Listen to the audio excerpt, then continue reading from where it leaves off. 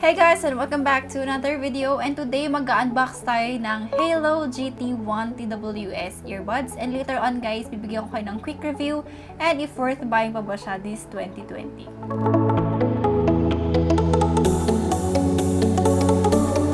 Before we start guys, gusto ko lang pasalamatan kayo dahil sa 18,000 subscribers na tayo. Please keep following my channel and please also check other videos sa aking channel.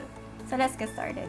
Alright, basically guys, ang Haylou Gt1 TWS Earbuds, na-release siya last year pa. And meron na siyang ibang versions like GT1 Pro, GT2, and so on. Itong GT1 TWS, nabili ko siya online lang. And this is around 860 pesos without the shipping fee. Medyo matagal lang siya dumating guys. Dahil siguro from China pa siya. And syempre nasa quarantine period pa lang tayo ngayon. So tara, unbox na tayo guys.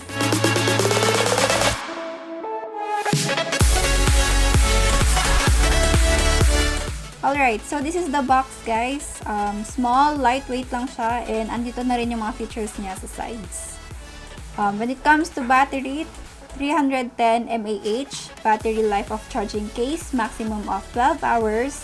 Charging time of the case nito guys, about 1.5 hours.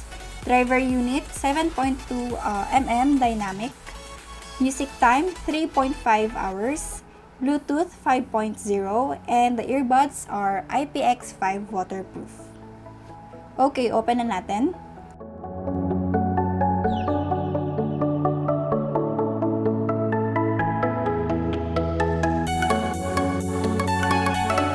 If naghahanap kayo ng waterproof na Bluetooth earbuds, Haylou is one of the cheapest and has a fairly good sound quality.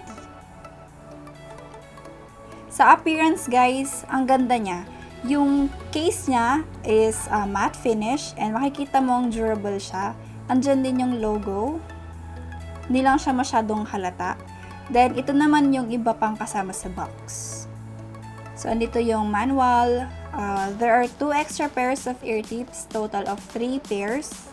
And of course, micro USB cable.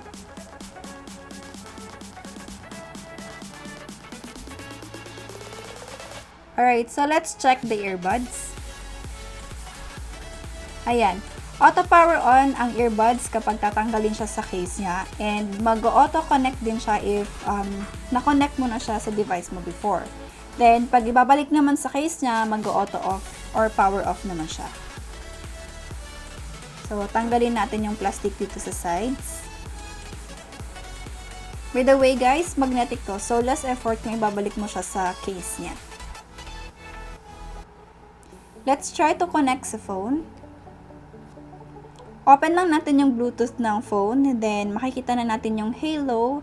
Then, click connect. Since this is TWS or True Wireless Stereo Earbuds, possible na isa lang ang gagamitin mong earbud. Pwede din yung setup na yung isa ay nakakonect sa ibang device. Sa touch and controls guys, double touch, answer or end calls. 1 touch, play or pause music. Triple touch, activate voice assistance.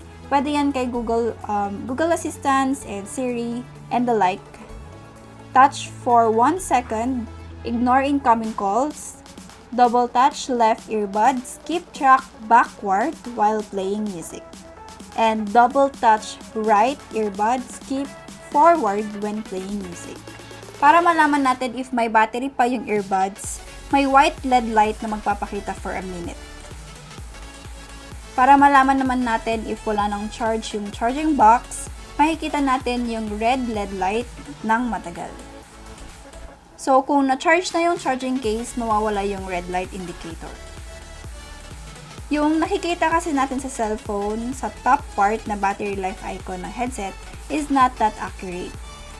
Pwede nyo i-charge yung earbuds nyo 3 to 4 times lang if naka-full charge yung charging case. Mapapansin naman if palobat na yung earbuds, if low tone na or humina na yung sound na naririnig nyo. Then, meron din naman siyang ibibigay na notification tone sa headset kung lowbat na siya. When wearing guys, for me comfortable naman siyang isuot, hindi siya nahuhulog kahit maglakad ka or mag-exercise ka. Ang ginawa ko lang is pinalitan ko lang yung ear tip para mas fit siya sa ears ko.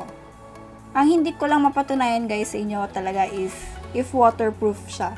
One thing na hindi ko kayang ilublob yung earphones ko or earbuds sa water, or hindi ko naman siya matatry habang umuulan, di ba? So, we'll just trust the product and the brand since nasa product description naman nila ang waterproof.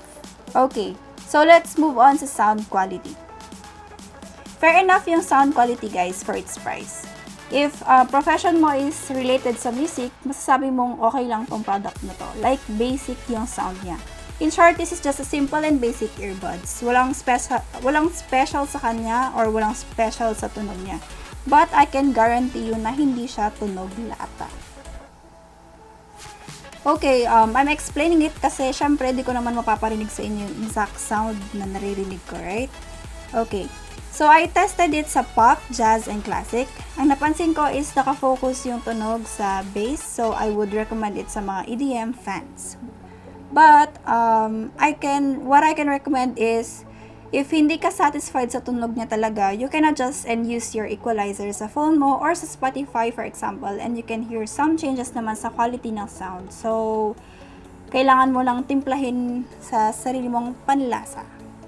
Okay, so last part na tayo guys, quick review. Yung lacking lang talaga sa tingin ko sa GT1 is wala siyang battery display indicator para at least man lang alam mo if kailangan mo na siyang i-charge yung case, 'di ba?